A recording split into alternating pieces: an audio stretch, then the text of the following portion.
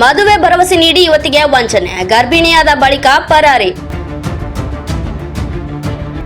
ಶಿವಮೊಗ್ಗದಲ್ಲಿ ಪ್ರಕರಣ ದಾಖಲು. ಮದುವೆಯಾಗುವುದಾಗಿ ಭರವಸೆಯನ್ನ ನೀಡಿ ಹೊರ ರಾಜ್ಯದ ಯುವತಿಯನ್ನ ವಂಚಿಸಿದ ಆರೋಪದಡಿ ಶಿವಮೊಗ್ಗ ನಗರದ ನಿವಾಸಿ ಶ್ರೀನಿಧಿ ವಿರುದ್ಧ ಶಿವಮೊಗ್ಗ ಮಹಿಳಾ ಪೊಲೀಸ್ ಠಾಣೆಯಲ್ಲಿ ಪ್ರಕರಣ ದಾಖಲಾಗಿದೆ.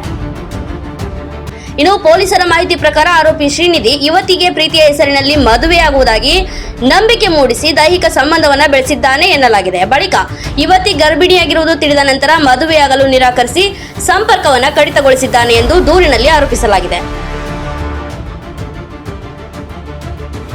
ತಾನು ವಂಚನೆಗೆ ಒಳಗಾಗಿರುವುದಾಗಿ ಆರೋಪಿಸಿದ ಯುವತಿ ಶಿವಮೊಗ್ಗ ಮಹಿಳಾ ಪೊಲೀಸ್ ಠಾಣೆಗೆ ದೂರನ್ನ ನೀಡಿದ್ದು, ಅದರ ಆಧಾರದ ಮೇಲೆ ಪೊಲೀಸರು ಅತ್ಯಾಚಾರ ಹಾಗೂ ವಂಚನೆ ಸೇರಿದಂತೆ ಸಂಬಂಧಿತ ಕಲಂಗಳಡಿ ಪ್ರಕರಣವನ್ನ ದಾಖಲಿಸಿಕೊಂಡಿದ್ದಾರೆ. ಪ್ರಕರಣ ದಾಖಲಾದ ಬಳಿಕ ಮಹಿಳಾ ಠಾಣೆ ಪೊಲೀಸರು ಶಿವಮೊಗ್ಗ ನಗರದ ದುರ್ಗಿಗುಡಿಯಲ್ಲಿರುವ ಶ್ರೀ ಅನುರಾಧ ಕ್ರಿಯೇಷನ್ ಅಂಗಡಿಗೆ ಭೇಟಿಯನ್ನ ನೀಡಿ ಸ್ಥಳ ಮಹಜರು ನಡೆಸಿದ್ದಾರೆ. ದೂರಿನ ಪ್ರಕಾರ ಘಟನೆ ಇದೇ ಸ್ಥಳದಲ್ಲಿ ನಡೆದಿರುವುದಾಗಿ ಆರೋಪಿಸಲಾಗಿದೆ. ಇನ್ನು ಪ್ರಕರಣ ದಾಖಲಾಗುತ್ತಿದ್ದಂತೆ ಆರೋಪಿ ಶ್ರೀನಿಧಿ ತಲೆಮರೆಸಿಕೊಂಡಿದ್ದು, ಆತನ ಪತ್ತೆಗಾಗಿ ಪೊಲೀಸರು ಶೋಧ ಕಾರ್ಯವನ್ನ ಮುಂದುವರೆಸಿದ್ದಾರೆ.